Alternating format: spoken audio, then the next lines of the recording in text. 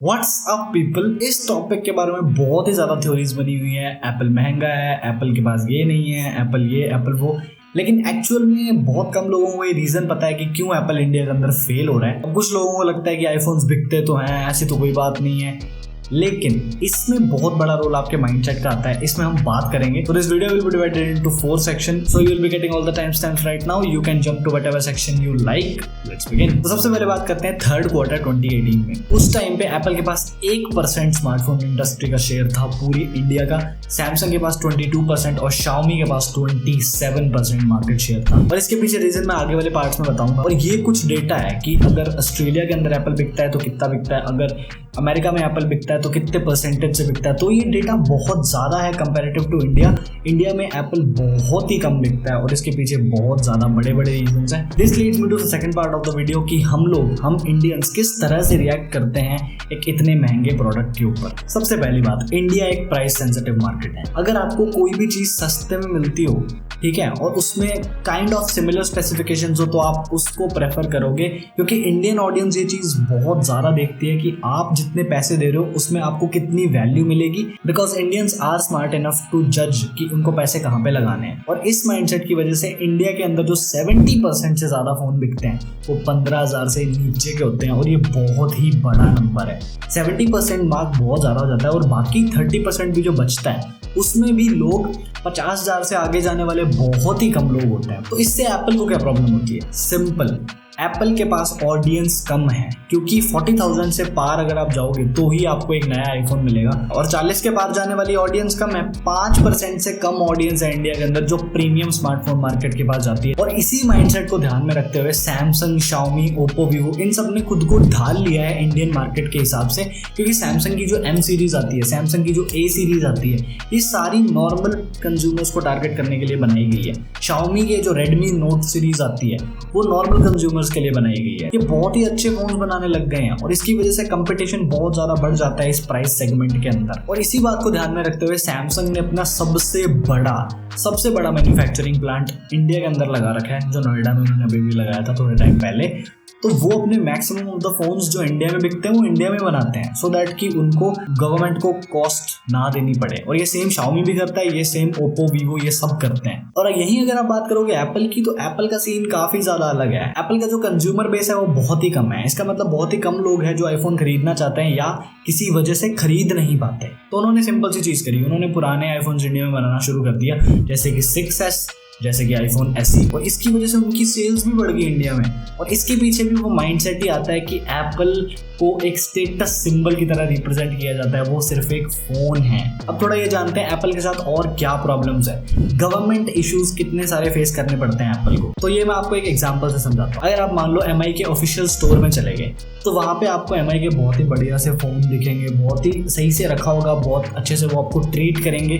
यही अगर एप्पल की बात करें तो उनके साथ थोड़ा सा काम टेढ़ा है, चीजें बहुत सारी लिंक करेंगी, थोड़ा समझने की कोशिश करना। अगर आपको पता हो तो एप्पल का इंडिया में एक भी स्टोर नहीं है, ऑफिशियल स्टोर जो मस्त कांच के शीशे लगे होते हैं ना, तो यहाँ पे वो एक भी स्टोर नहीं है। और इसके पीछे रीजन एक आता है कि हमारी गवर्नमेंट की एक पॉलिसी है, अगर आपको एक स्टोर खोलना है तो आपको 30% प्रोडक्ट्स इंडिया में बनाने पड़ेंगे, और एप्पल ऐसा नहीं कर सकता। इसका रीजन मैं आपको 4th पार्ट में बताऊंगा, एप्पल ऐसा क्यों नहीं कर सकता। और क्योंकि एप्पल ये चीज नहीं कर सकता, इसकी वजह से उसे अपना सामान बेचने के लिए और रिटेलर से कनेक्ट करना पड़ता है। जैसे कि अगर आप किसी मॉल में जाओगे, रिलायंस डिजिटल ट्रेंड्स आपने देखा होगा, वहां पे एप्पल के फोन्स पड़े रहते हैं। तो ये सारी चीजों पे पैसा लग जाता है। और जब प्रोडक्ट्स इंपोर्ट होते हैं बाहर से तो कस्टम ड्यूटी तो लगती है। बट प्राइस बढ़ने में सारा हाथ गवर्नमेंट का नहीं होता। काफी ज्यादा चीजें एप्पल के माइंडसेट पे भी डिपेंड करती है कि एप्पल किस तरह से एक कंट्री को लेता है। And this leads me to the 4th section of our video, which is extremely important to understand the whole concept. जो भी हमने अभी तक बात करी है वो सारी आपको चौथे पार्ट से लिंक होती हुई नजर आएगी। Let's talk about apples extravagant mindset, जिसकी वजह से उसे काफी लॉस हो रहा है, एटलीस्ट इंडिया के अंदर तो हो रहा है। तो देखो, एप्पल इंडिया को थोड़े टाइम पहले तक सीरियसली नहीं लेता था, और शायद अभी भी वो सीरियसली नहीं लेता। आई डोंट नो, उसे पोटेंशियल नहीं दिखता या पता नहीं क्या है। और इस टाइम पे वर्ल्ड का fastest growing smartphone market India है। और मैंने जो बात आपसे कही कि एप्पल इंडिया को सीरियसली नहीं लेता, उसके पीछे बहुत सारी रीजंस हैं, मैं आपको बताता हूँ।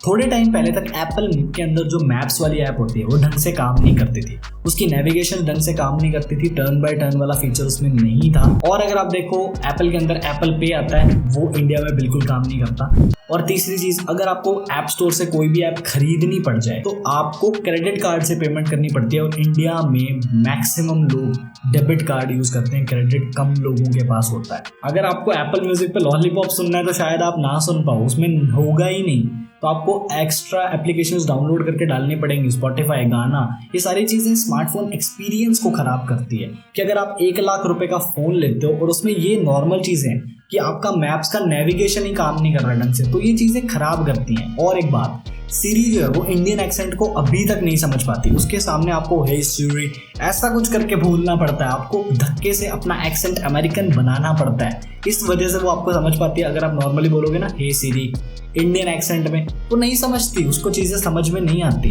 वहीं पे अगर गूगल असिस्टेंट की बात करें तो वो हिंदी में बात कर पाता है बहुत आराम से। तो इन छोटी छोटी चीज़ों से ये दिखता है कि एप्पल इंडियन मार्केट को बिल्कुल भी ज़्यादा सीरियसली नहीं लेता। और मेरे इतने दोस्तों के पास आईफोन्स हैं, लेकिन किसी ने भी 1% भी कभी अगर वो सर्विस पे गया हो और उसको ढंग की सर्विस मिल गई हो, ऐसा कभी नहीं हुआ। वो या तो आपको फ़ोन रीसेट करके दे देते हैं, या फिर आपके फ़ोन की अगर मान लो स्क्रीन टूट गई तो उस फ़ोन की स्क्रीन रिप्लेसमेंट का चार्ज इतना ज़्यादा होता है कि उतने में आप एक नया फ़ोन खरीद लोगे। तो ये छोटी छोटी चीज़ें बहुत मैटर करती हैं। जबकि बाहर अगर आप देखोगे, अगर आप एप्पल स्टोर में जाके बोलते हो कि हमारा फ़ोन ख़राब हो गया, इसको रिपेयर कर दो, वो 1 दिन के अंदर अंदर आपको बिल्कुल प्रॉपर टिप टॉप बना के दे देंगे आपका फ़ोन, और वो कॉस्ट काफ़ी कम होगी। बट इन सब बातों से ये मैं बिल्कुल नहीं कह रहा कि एप्पल के प्रोडक्ट्स फालतू होते हैं, ऐसा नहीं है। आपको एक प्रीमियम क्वालिटी का प्रोडक्ट मिलता है, जो आपको प्रीमियम स्पेक्स के साथ मिलता है, हर एक चीज़ आपको बहुत अच्छी मिलती है, आपको शिकायत होने के चांसेस बहुत कम हो जाते हैं। और भी बहुत सारी चीज़ें हैं कि एप्पल में डुअल सिम नहीं आता, SD कार्ड नहीं आता, जबकि आजकल हम में से बहुत लोगों के पास डुअल सिम होती है। अनलेस अनटिल आपके पास आईफोन नहीं है, आपके पास एक डुअल सिम होगी मोस्ट प्रोबेबली। मैं आपको उस बात का जवाब देता हूँ कि एप्पल क्यों इंडिया में मैन्युफैक्चरिंग नहीं करता। वो जो 30% वाली बात मैंने आपसे थोड़ी देर पहले की थी, उसका मैं जवाब देता हूँ। एग्जाम्पल के तौर पर आप बहुत ही बड़ी कपड़ों की कंपनी को ले लो,